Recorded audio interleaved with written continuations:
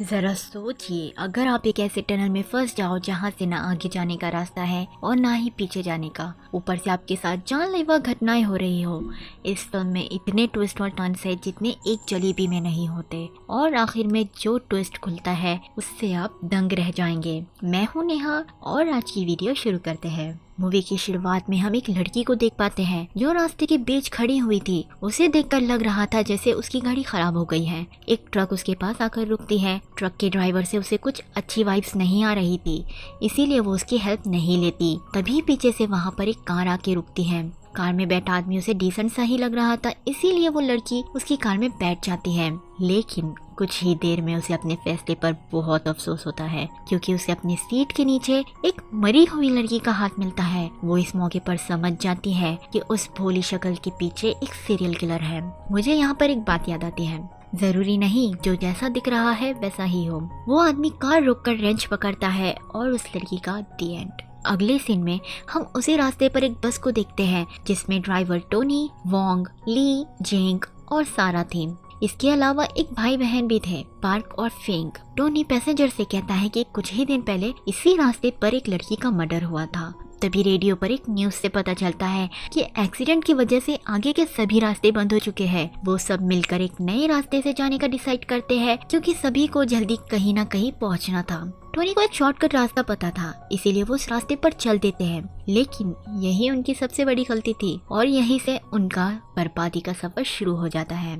रास्ते में वो एक टनल में एंटर करते हैं जिसमें काफी अंधेरा था। टोनी थोड़ा टेंस लग रहा था, क्योंकि उसने आज के पहले इस रास्ते पर कोई टनल नहीं देखा था। थोड़ी दूर चलने पर उनके बस के सामने अचानक से एक आदमी आ जाता है। सभी उसे हैरानी से देख रहे थे कि वो टनल के बीचों बीच क्या कर रहा है। फिर वो पैसेंजर बनकर बस में बैठ जाता है। ली को न्यूज़पेपर में उस आदमी की फोटो दिखती है जिसमें लिखा था कि वो एक क्रिमिनल है। इधर टोनी नोटिस करता है कि 20 मिनट से ड्राइव करने पर भी टनल खत्म होने का नाम ही नहीं ले रही, और कंट्री की सबसे लंबी टनल 11 किलोमीटर ही लंबी है, जिसे पार करने में सिर्फ 10 मिनट लगते हैं। टोनी को गड़बड़ लगती है और वो गाड़ी घुमा लेता है, लेकिन 30 मिनट तक लगातार फुल स्पीड पर ड्राइव करने पर भी वो टनल के बाहर नहीं निकलते। लग रहा था जैसे वो एक नेवर एंडिंग लूप में फंस गए हैं। टोनी गाड़ी रोकता है और सब बाहर निकलकर अपने अपने तरीके से इन्वेस्टिगेट करने लगते हैं। फेंग, जो कि प्रेग्नेंट थी, उसे वहाँ पर अपना फोन मिलता है जो उसे गलती से गिर गया था जब वो टनल में एंटर हो रहे थे। सब बहुत पैनिक कर रहे थे, लेकिन ली उन्हें शांत करता है और खुद पैदल आगे जाने का फैसला करता है। लेकिन अगर वो ऐसे ही आगे चला गया तो वो अंधेरे में भटक भी सकता है, इसीलिए वो एक रस्सी ढूंढते हैं जिसे हाथ में पकड़कर ली आगे बढ़ेगा। किस्मत से उन्हें बस में एक यार्न की बॉल मिल जाती है। जिस आदमी ने बस रोकी थी वो भी ली के साथ जाने का कहता है और दोनों आगे बढ़ते हैं। रास्ते में ली डरते हुए उस आदमी का नाम पूछता है। उस आदमी का नाम चैन था, लेकिन वो अपनी पर्सनल लाइफ के बारे में कुछ नहीं बताता। कुछ ही देर में वहाँ पर पूरा फॉग छा गया था, कुछ भी देख पाना मुश्किल था। उतने में सभी देखते हैं कि दूसरी तरफ से 2 आदमी आ रहे हैं। नजदीक आने पर उन्हें बहुत बड़ा झटका लगता है, क्योंकि वो और कोई नहीं बल्कि ली और चैन थे, जो वहाँ से निकलकर घूम फिर के फिर वहीं आ गए थे। वो सब एक लूप में फंसे हुए थे। फिर सब अपनी खाने पीने की चीजें निकालते हैं और आपस में बराबर बांट लेते हैं। वहाँ रुके रहने का तो कोई फायदा नहीं था, इसीलिए ली, चैन, टोनी और वोंग फिर से टनल में आगे जाकर तलाश करने का डिसाइड करते हैं। फेंग, सारा, जेंग और पार्क बस में ही रुककर आराम करते हैं। कुछ देर बाद जेंग देखती है कि पूरी बस धूल से भर चुकी है। ऐसा लग रहा था जैसे वो कई हफ्तों से वहीं खड़ी हो। इतनी देर में ली और बाकी सब भी वापस आ गए थे। वो सबसे पहले खाने को चेक करते हैं, जो कि पूरा सड़ चुका था। इस पॉइंट पर वो सब और हम व्यूअर समझ पाते हैं कि ये टनल एंडलेस लूप ही नहीं, बल्कि वहाँ टाइम भी बेंड हो रहा था और बहुत तेजी से आगे बढ़ रहा था। मानो बाहर का 1 घंटा टनल में 1 हफ्ते के बराबर है। वो बस की तलाशी लेते हैं ताकि उन्हें कुछ काम का मिल जाए। उन्हें वहाँ पर एक मैप मिल जाता है जो इसी टनल का था, लेकिन वो मैप बस में किसने रखा होगा। ली को लग रहा था कि ये सब कोई जानबूझकर उनके साथ कर रहा है। तभी वहाँ की लाइट बंद हो जाती है और जैसे ही वो टॉर्च लगाते हैं, ली वहाँ से गायब हो गया था। वहाँ खून के निशान भी थे। निशान का पीछा करते हुए उन्हें पता चलता है कि ली को तो किसी ने मार दिया है। वो सब ये देखकर बहुत डर गए थे। चैन हिम्मत करके आगे बढ़ता है। वहाँ उन्हें एक कच्ची दीवार दिखती है जिसे तोड़ने पर वो एक अजीब से कमरे में पहुंच जाते हैं। उस रूम में बहुत सारे कटे हुए हाथ थे। आपको याद होगा मूवी के स्टार्टिंग में उस सीरियल किलर की कान में भी कटा हुआ हाथ था। शायद इसका लिंक उस सीरियल किलर से हो सकता है।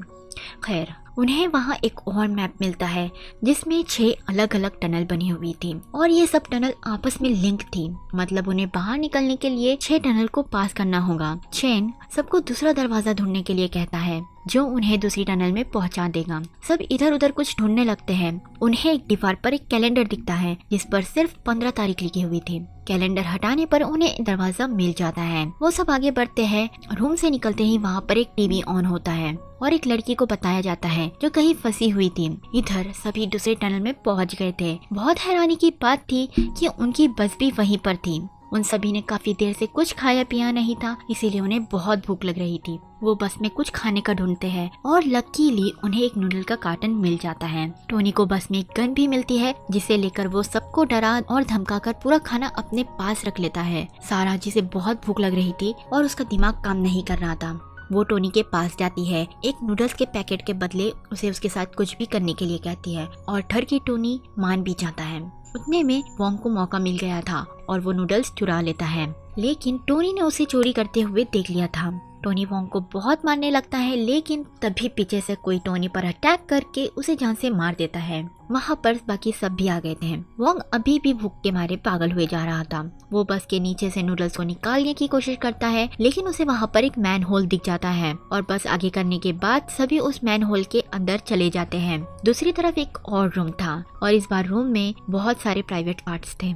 टीवी भी ऑन था जिसमें वो लड़की को बताया जा रहा था। वो किसी जगह कैद थी और धीरे धीरे वहाँ पर पानी भर रहा था। उन लोगों को उस कमरे में फिर से एक कैलेंडर दिखता है जिसमें 15 जुलाई की डेट थी। कैलेंडर के पीछे उन्हें तीसरी टनल का दरवाजा भी मिल जाता है और ये टनल पहले 2 टनल से काफी ज्यादा डरावनी थी। वहाँ उन्हें उनकी बस भी मिलती है। बस को देखकर लग रहा था जैसे वो सालों से वही खड़ी हुई है। वो बस के अंदर जाने की कोशिश करते हैं, लेकिन बस में सांप और जानवर थे। वहाँ उन्हें कुछ नहीं मिलता। तभी वॉन्ग बहुत अजीब बर्ताव करने लगता है। वो जेब से गन निकालकर सबकी तरफ करता है और कहता है कि जब भी किसी की मौत हुई है उन्हें आगे की टनल का रास्ता मिला। अगर उसे यहाँ से निकलने के लिए सबको मारना भी पड़े तो वो पीछे नहीं हटेगा। चैन उसे रोकने के लिए आगे बढ़ता है, लेकिन उसने उसके कंधे पर गोली चला दी थी। वॉन्ग दोनों भाई बहन को जबरदस्ती अंदर रूम में ले जाता है और वो पार्क को बहुत मारता है। बीच में फेंग आकर उसे रोकने की कोशिश कर रही थी, लेकिन वॉन्ग उसे बेरहमी से मार देता है। सारा भी आ गई थी और वॉन्ग उसे भी मारने वाला था, लेकिन किसी ने वॉन्ग पर ही पीछे से हमला कर दिया था जिससे उसकी मौत हो जाती है। फिर उन्हें चौथी टनल का भी दरवाजा मिल गया था। इस बार ये टनल थोड़ी अलग थी। जेंग को लेबर पेन शुरू हो गया था। इधर सारा और चेन बस में तलाशी लेने जाते हैं, लेकिन सारा की दिमागी हालत अब खराब हो रही थी। उसे हर जगह मरे हुए लोग दिख रहे थे। वो वहाँ से भागकर दूसरी तरफ जाती है जहाँ उसे मरे हुए लोगों का ढेर दिखता है। दूसरी तरफ उसे एक मिरर डेस्क भी दिखता है। वो जैसे ही मिरर में देखती है उसका पीछे से कोई गला काट देता है और उसकी वही मौत हो जाती है। दोस्तों, वैसे आपको क्या लगता है कि खूनी कौन होगा? कमेंट करके अभी बताएं। इधर जेंग ने एक बच्चे को जन्म दिया था। अब सिर्फ वो तीनों ही बच्चे थे। वो आगे बढ़ते हैं, लेकिन रास्ते में पता चलता है कि जेंग के बेटे की मौत हो गई है। चेन उसे देखने के लिए आगे बढ़ता है, तभी जेंग उसे चाकू मार देती है और यहाँ खुलता है सबसे बड़ा ट्विस्ट। जैसे ही जेंग चेन को चाकू मारती है, चेन की आंख एक हॉस्पिटल में खुलती है और यहाँ हमें पता चलता है कि सब जो हम अभी तक देख रहे थे वो सब जेम्स नाम के क्रिमिनल के दिमाग में चल रहा था। जेम्स वही सीरियल किलर था जिसे हमने मूवी की स्टार्टिंग में देखा था। जेम्स ने बहुत सारी लड़कियों का बेरहमी से खून किया था, लेकिन उसकी जो लास्ट विक्टिम सियारा थी वो अभी भी जिंदा थी, लेकिन सिर्फ जेम्स ही जानता था कि वो कहाँ है। जेम्स को पुलिस ने पकड़ तो लिया था, लेकिन उसका एक्सीडेंट होने की वजह से वो कोमा में जा चुका था। इसीलिए चेन, जो कि साइकोलॉजिस्ट होता है, टेक्नोलॉजी की मदद से उसके दिमाग में जाकर खोजने की कोशिश करता है कि सियारा कहाँ है। इतना ही नहीं, सियारा चेन की वाइफ थी और वो अपनी वाइफ को किसी भी हाल में बचाना चाहता था। अभी तक चेन को सिर्फ इतना पता चलता है कि सियारा एक नदी के पास किसी गुफा में कैद है, लेकिन अगले 36 घंटों में नदी के पास सारी गुफाएं पानी से भर जाएंगी, तो उन्हें जल्दी करना होगा। चेन उठने के बाद एक ऑफिसर से मिलने जाता है। वो उसे बताता है कि जेम्स के दिमाग में बार बार एक ही डेट नजर आ रही थी और वो थी 15 जुलाई की। ऑफिसर चेन को बताते हैं कि इसी दिन जेम्स के माँ बाप की मौत हुई थी। दरअसल जेम्स की माँ जो कि मॉडल थी, उसका अपने ड्राइवर के साथ अफेयर चल रहा था और इस बात का पता जेम्स के बाप को चल गया था। दोनों के बीच झगड़ा होता है और जेम्स की माँ अपने पति को छुरा घोंप के मार देती है और बाद में खुद भी खुदकुशी कर लेती है।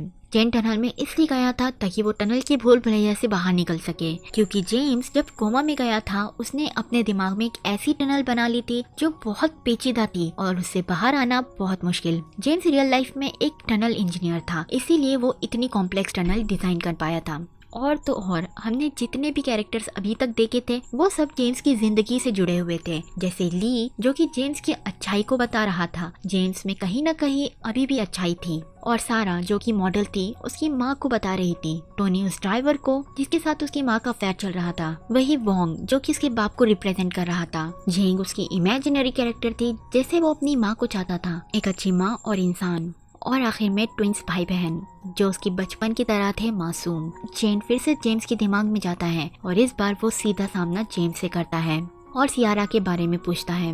जेम्स उसे कुछ नहीं बताता। जेम्स उससे कहता है कि वो अपनी माँ से बहुत नफरत करता है और इसीलिए वो सभी लड़कियों का मर्डर करता है, क्योंकि लड़कियां भरोसे के लायक नहीं होती। फिर वो चेन को अपनी जिंदगी के अलग अलग हिस्से में ले जाता है। चेन मासूम पार्क से पूछने की कोशिश करता है कि सियारा कहाँ है, लेकिन फेंग पार्क को कुछ नहीं बताने देती। इसके बाद चेन एक थिएटर में जाता है जहाँ फाइनली वो शख्स सामने आता है जो छुप कर सबका मर्डर कर रहा था। और हैरानी की बात तो ये थी कि वो और कोई नहीं बल्कि चेन खुद था। जेम्स के दिमाग में इतनी नफरत और गुस्सा भरा हुआ था कि जो भी अच्छा शख्स उसके अंदर झांकता उसकी अच्छाई खत्म हो जाती। अब चेन अपने ऑल्टर ईगो के सामने था। उन दोनों के बीच में बहुत जबरदस्त लड़ाई होती है। एक वक्त तो ऐसा आता है जब अच्छा वाला चेन हारने लगता है, लेकिन फिर चेन उस ऑल्टर ईगो को हरा देता है। लेकिन तभी हम एक बुरे वाले चेन को आते हुए देखते हैं। इसका सीधा मतलब था कि बुराई इतनी जल्दी खत्म नहीं होगी। तभी चेन के मन में एक ख्याल आता है कि अगर वो खुद को ही खत्म कर देगा तो उसकी बुराई भी खत्म हो जाएगी।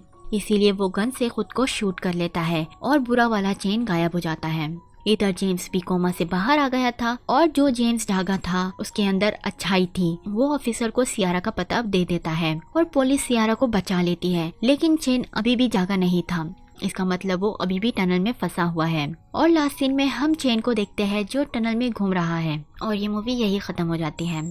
इस मूवी को देखने के बाद मुझे एक ही ख्याल आया कि कौन सा बेबी पाउडर सुनकर राइटर ने ये फिल्म लिखी होगी। आपको ये फिल्म एक्सप्लेनेशन कैसी लगी मुझे कमेंट करके जरूर बताएं और ऐसे ही मूवी एक्सप्लेन्स के लिए मेरे चैनल को सब्सक्राइब करें।